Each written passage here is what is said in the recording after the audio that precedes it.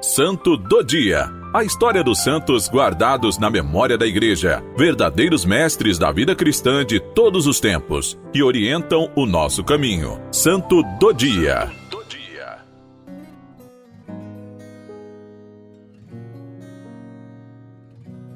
4 de novembro, celebramos a memória de São Carlos Borromeu, arcebispo de Milão e cardeal. Nesse mês de novembro, mês de todos os santos, mês também a Igreja se dedica em rezar pelas almas, a comunhão dos santos, e o mês onde encerramos o ano litúrgico na solenidade de Cristo, Rei do Universo. Das margens do lago Maggiore, pode-se ver a estátua de São Carlos Borromeu, que predomina sobre a cidadezinha de Arona, construída no século XVII. Tem 35 metros de altura, incluindo sua base. A escultura em cobre e ferro representa o arcebispo de Milão, que abençoa. No entanto, o monumento tem uma particularidade. Pode ser visitado por dentro, graças a uma longa escadaria. Quem consegue subir os numerosos degraus pode admirar o mundo subjacente por meio de 2 aberturas nos olhos de Borromeu.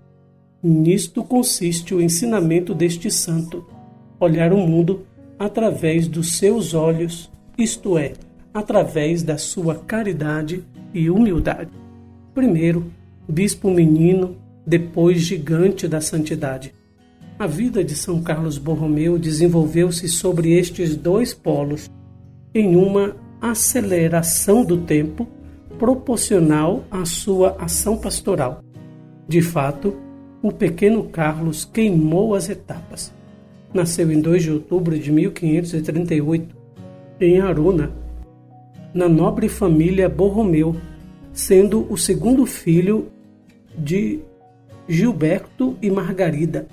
Com apenas 12 anos, recebeu o título de comendatário de uma abadia beneditina local.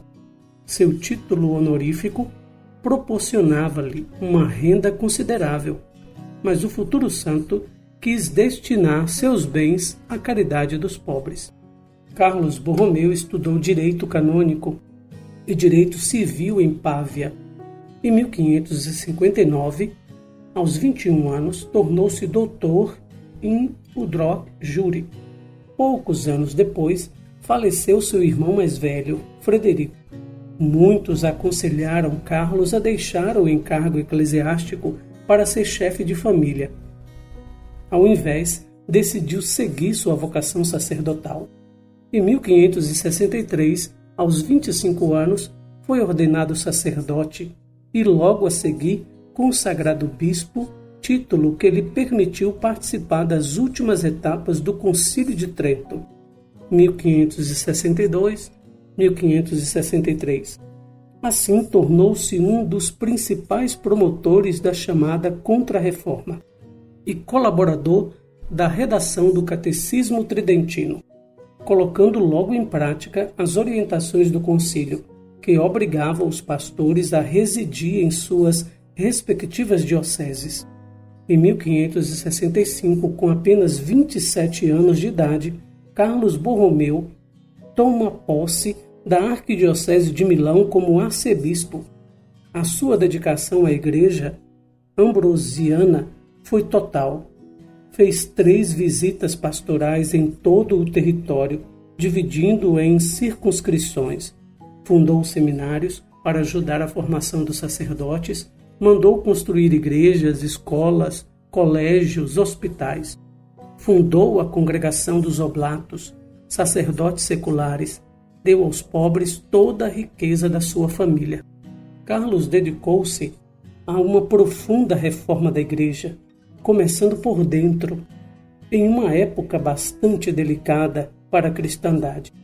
O menino bispo não teve medo de defender a Igreja contra as ingerências dos poderosos e tampouco lhe faltou coragem para renovar as estruturas eclesiais, sancionando e corrigindo seus erros. ciente de que a reforma da igreja, para ser crível, tinha que começar pelos pastores. Borromeu levou os sacerdotes, religiosos e diáconos a acreditar mais na força da oração e da penitência, transformando as suas vidas em um verdadeiro caminho de santidade. Almas, repetia sempre, devem ser conquistadas de joelhos. A sua ação pastoral, profundamente animada pelo amor de Cristo, não lhe poupou hostilidades e resistências. Contra ele, os chamados humilhados, ordem religiosa com risco de desvios doutrinários, organizaram um atentado, disparando em suas costas um tiro de mosquete, enquanto o futuro santo estava recolhido em oração. O ataque falhou e Carlos continuou a sua missão. Porque, disse o Papa Francisco em audiência, queria que os pastores fossem servos de Deus e pais do povo, especialmente dos pobres. Uma audiência à comunidade do Pontifício Seminário Lombardo, em Roma, 25 de 1 de 2016. Pelos anos 70 de 1500, abateu-se uma epidemia sobre Milão. A cidade sucumbiu diante da pestilência e da escassez, podendo contar somente com seu arcebispo, que não poupou esforços, fiel ao seu lema episcopal, Humilitas. Entre 1576 e 1577, visitou, consolou e empregou todos os seus bens para ajudar os enfermos. Sua presença entre as pessoas foi tão constante que aquele período permaneceu nos anais da história como praga da São Carlos. Séculos depois, até Alessandro Manzoni comentou este fato em seu romance Os Noivos. O arcebispo de Milão desempenhou também um papel fundamental para a vinda do sudário à Itália.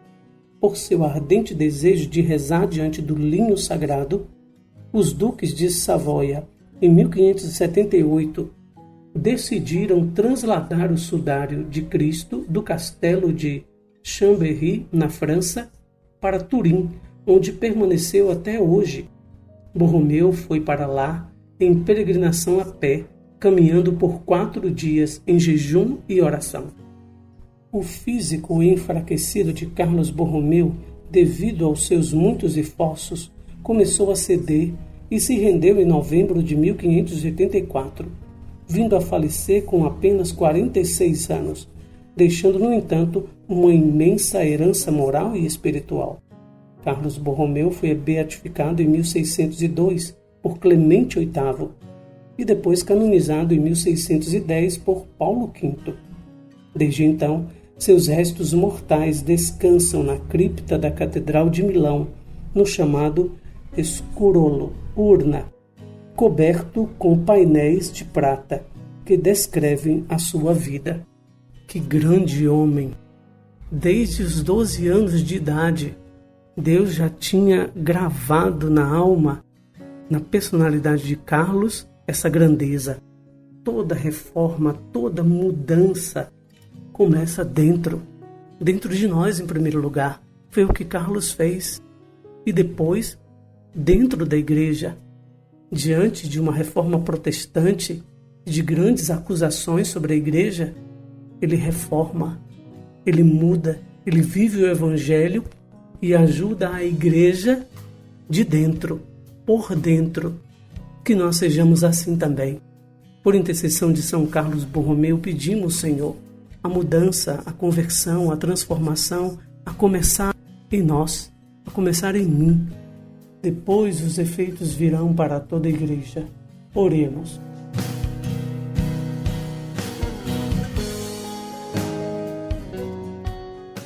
Ó Deus, conservai no vosso povo o espírito que animava São Carlos Borromeu, para que a vossa igreja, continuamente renovada e sempre fiel ao Evangelho, possa mostrar ao mundo a verdadeira face de Cristo, que convosco vive e reina, na unidade do Espírito Santo. Amém. São Carlos Borromeu, rogai por nós.